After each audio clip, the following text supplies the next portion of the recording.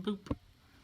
Happy Thursday. Today's Thursday, July 30th, 2020, and today's daily Bible readings come to us from Psalm 17, 1 through 7, and verse 15, Isaiah 14, 1 through 12, Philippians 4, 10 through 15, or you could have read Psalm 145, 8 through 9, and 14 through 21, and Proverbs 10, 1 through 5, and then again, Philippians. Today, I'm going to focus on Philippians 4, 10 through 15, and I'm going to start by talking about John Wesley on the character of a Methodist. So one of the many things that John Wesley wrote was a little pamphlet, if you were, that was sort of an apology for Methodists. And I know, okay, Snicker, get it out of the way. Yeah, you need to apologize for being Methodist. That's not what I mean by apology. It's an older sense of the word, as in more like Christian apologetics. It's not apology as in the sense of saying, I'm sorry. It's an apology as in a reasoned explanation, right? Using your words, right? Logos, apology, the words in there, right? In other words, an explanation of what you really believe. So we in Christianity, we had people who did the work of the apologist. In other words, they defended what the church actually believed in the face of people making false claims about it. So Wesley, in this little pamphlet that I'm going to quote, does the work of an apologist. He's dealing with people who are saying things about the people called Methodists and what they believe, and he's saying, no, we never said that, and that's not really what we believe, and this is not what it means to be a Methodist. This is what it means to be a Methodist. In other words, he's like, if you're going to call us this word, which is what he says, he's like, we didn't give ourselves this name. It was a nickname that we got when we started gathering together in college. But if you're going to call us this, this is what you should be thinking of when you call us this. This is what we're about. And it's interesting because in that letter, the first thing he talks about when he finally gets down to saying, so what is a Methodist? What is the character of a Methodist? If somebody's going to call themselves a Methodist, what should they be about? And the first thing he talks about is being content in God. And to quote, he says, he is therefore happy in God, yea, always happy, as having in him a well of water springing up into everlasting life and overflowing his soul with peace and joy. Going on a little bit further, he says, everywhere and in all things he is instructed both to be full and to be hungry, both to abound and suffer need, whether in ease or in pain, whether in sickness or health, whether in life or death. He giveth thanks from the ground of his heart to him who orders it for good. And that is him, capital H, God, right? He is therefore careful, and that doesn't mean careful as in like cautious. It means careful as in full of care, right?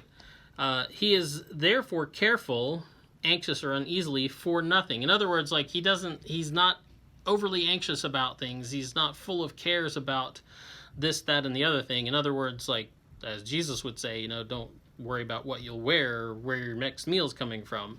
He says, for nothing, as having cast all his care on him, capital H again. He doesn't worry about all these other things and all these anxieties of life and all what's going to happen, because he's already trusting in God. So he has cast all his care on him that careth for him, and in all things resting on him, after making his request known to him with thanksgiving. So, long story short, the true character of a Methodist begins with being content in God and God alone, which is interesting because it's not like Wesley coming up with this on his own. This is kind of a major idea of what the Christian life is about.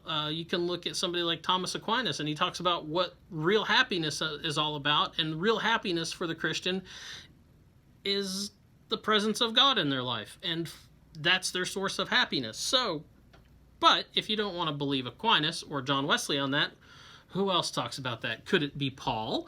So anyway, that's where we are today in Philippians 4, 10 through 15. And this is where this famous text comes from that gets so misquoted and so abused. about I can do all things. Let me say, first of all, Paul doesn't care about your mad gains, bro. The number of times I've seen, I've seen stuff, this text associated with, with this, the Teddy Swoosevelts of this world. It's I can do all things through Christ who strengthens me. Raw. No, he doesn't care about whether or not you can slap another 45-pound weight plate on that barbell. That's not the kind of adversity that God's talking about. Likewise, Paul's not talking about whether or not, you can do all things in Christ, meaning that, you can add more zeros to your bank account because God just thinks that you're that awesome and he's going to help you be succeeding in all of these, he's not, because if God really loves you, he's going to make you fantastically wealthy. No, that's a whole nother issue for a whole nother day, a whole nother line of bad thought that Christians fall into. When he says I can do all things, he doesn't mean what you think it means. It's let me just put it this way. It's not about you. Paul isn't talking about you winning, right?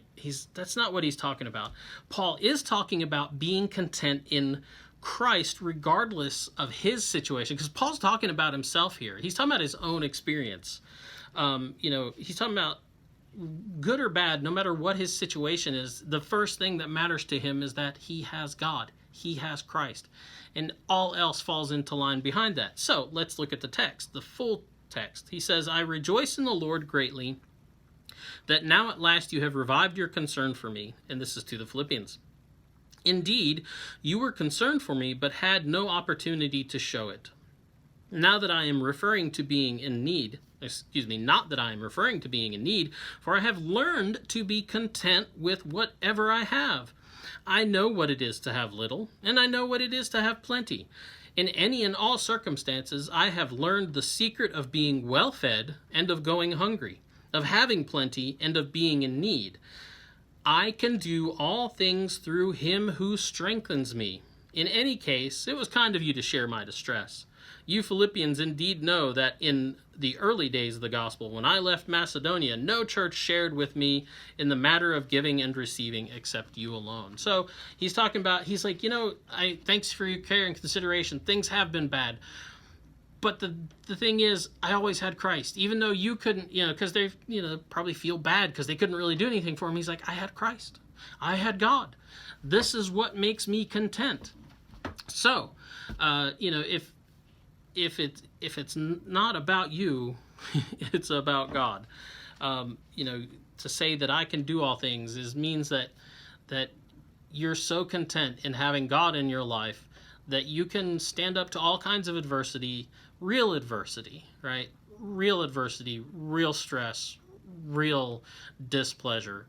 And he says, and for Paul, it's like it levels the playing field. He's like, I've been rich, I've been poor, I've been healthy, I've been sick, and God has been there with me in the midst of it. There's a guy named William Barclay, and if you're ever looking for like a good devotional series that you can just do one a day, you can collect this guy's books. They're kind of old, but they're still jewels, they're gems, right? But William Barclay, when he talks about this section, he talks about Paul among the Stoics. And so the Stoics were this kind of philosophical discipline where they really tried to get control of the human will by kind of putting human emotions kind of on the back burner and getting them under control. And long story short, Barclay puts it this way. He says, the Stoics would say, I will learn to be content by a deliberate act of my own will. In other words, like, look how strong I am. I have subjugated, through the power of my will, I have subjugated all my emotions, and nothing phases me anymore. It doesn't matter if things are, everything's horrible and everything's falling apart around me, like if everything's shut down, for a major pandemic, look how strong I am. I just buck up and lift myself up by my own bootstraps and I move right along. That's how awesome I am. The Stoics were about, it's all about me and what I can do. Barclay says, Paul says, I can do all things through Christ who infuses his strength into me. And then he goes on further to say, for the Stoic, contentment was a human achievement. For Paul, it was a divine gift. The Stoic was self-sufficient, but Paul was God-sufficient. So in the midst of all this real adversity that people are really going through today, Do you really want to try to just be self-sufficient in it? Paul would say no. Paul's like, you have this opportunity to really take joy in God's presence in your life, no matter what the circumstances are.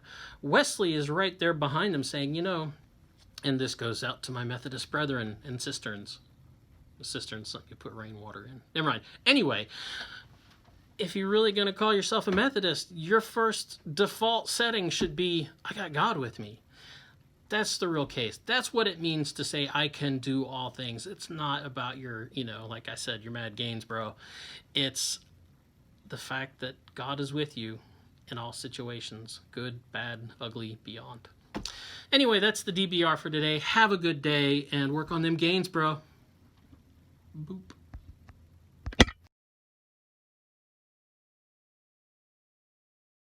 Just a little sidebar for today's text. Probably going to get questions about this. If you notice, the text I have that I read for today says, I can do all things through him who strengthens me. Whereas what we're used to seeing, especially on t-shirts, is I can do all things through Christ who strengthens me. So what's the deal with that? Well, that one comes from the New King James, or the King James translation, and that tradition of translations, which relies on a text called the Latin Vulgate. And there's a lot that goes into this, but basically it's a text that was one coherent text that most of the English translations were kind of relied on because it's the one that the Catholic Church had put together. But here's the problem. When that came together, they didn't have much older copies, or original copies, like from years and centuries before, of that text. They had the one copy that had come down and been copied over by hand.